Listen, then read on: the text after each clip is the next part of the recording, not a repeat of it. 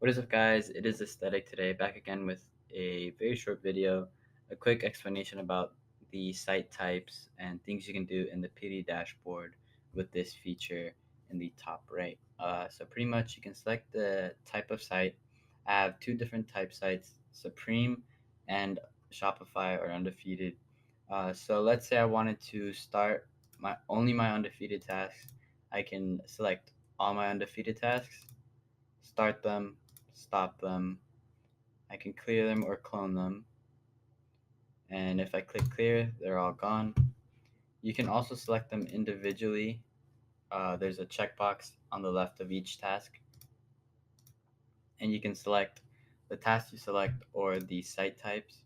So right here, I can do all Supreme tasks or these four sites. I can stop them, as you can see right there. They are stopped, and I started them up again. So pretty much that's the little feature in PD, something that you can do. It's pretty easy to use, and that's it.